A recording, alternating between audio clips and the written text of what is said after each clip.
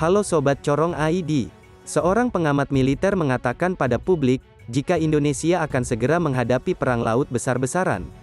Mengenai hal ini, militer kita khususnya di matra laut, harus dipersenjatai dengan kapal-kapal yang modern seperti destroyer minimal 20 unit, dan kapal selam nuklir minimal 10 unit bos. Ya, kita sebagai warga negara Indonesia pasti akan selalu berharap agar militer Indonesia memiliki banyak alutsista modern. Nah, seperti yang diberitakan di berbagai media, bahwa Indonesia akan segera menghadapi perang laut, di mana lagi kalau bukan di Laut China Selatan.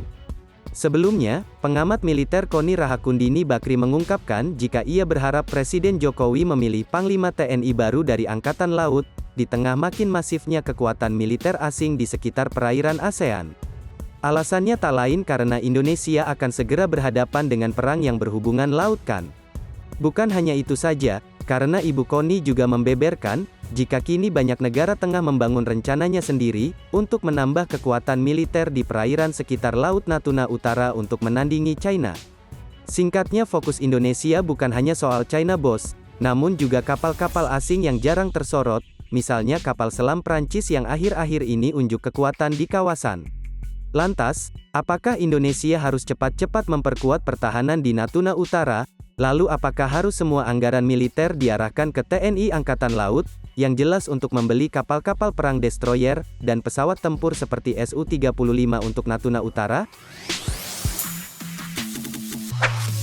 Sahabat sekalian, kita lihat saja untuk saat ini di Natuna Utara hanya ada pesawat tempur F-16 saja bos. Pertanyaannya, apakah mungkin F-16 mampu mengalahkan pesawat tempur musuh, sedangkan pesawat tempur di kawasan LCS lebih canggih? Perlu dikaji ulang bukan? Ya seenggaknya Natuna Utara harus dikasih rudal S-500 Kansop, agar prajurit-prajurit terlindungi oleh rudal-rudal yang menyasar ke Natuna Utara.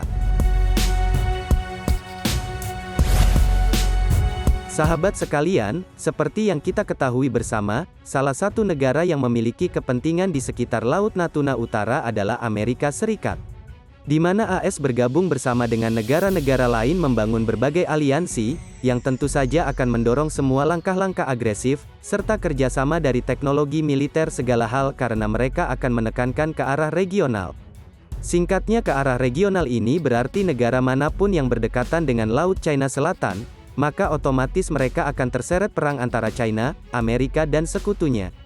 Jadi mau tak mau kemungkinan besar Indonesia harus condong ke satu negara, entah itu Amerika ataupun China. Nah menurutmu negara mana yang akan di pihak Indonesia?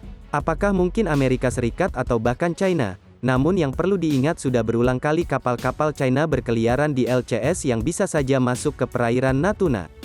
Apalagi negara tirai bambu itu sedang mengembangkan senjata hipersonik yang dirancang untuk menghasilkan intensitas pulsa elektromagnetik, sehingga mampu menghancurkan jalur komunikasi atau saluran listrik. Dengan persenjataan baru yang sedang dikembangkan oleh China, mungkin kedepannya bisa memicu meningkatnya resiko militer di kawasan Pasifik bos. Ya dari sini Indonesia harus betul-betul mempertimbangkan, siapa yang nantinya akan dijadikan kawan.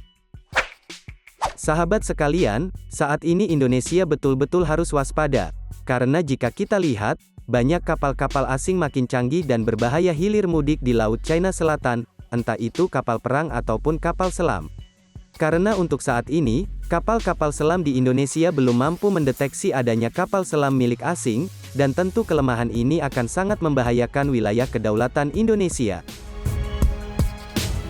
Sahabat sekalian, apakah mungkin jika Indonesia harus memiliki kapal selam berteknologi nuklir di jajaran alutsista angkatan lautnya?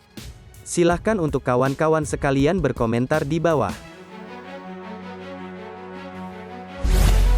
Bukan lagi sebuah rahasia, jika kekuatan Angkatan Laut Indonesia sempat menjadi armada laut terkuat di Asia, tepatnya pada zaman Presiden Soekarno.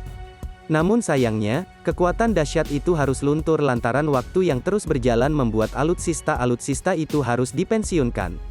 Selain itu, berubahnya arah politik Indonesia dari timur ke barat juga ikut berperan mengurangi kekuatan militer dari timur, alias mengurangi pembelian alutsista dari negara Rusia, karena kini kebanyakan alutsista milik Indonesia dibeli dari Amerika Serikat.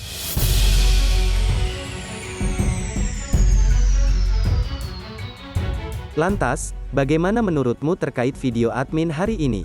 Oke, silahkan tuangkan pendapat kalian di kolom komentar. Admin undur diri dahulu, terima kasih.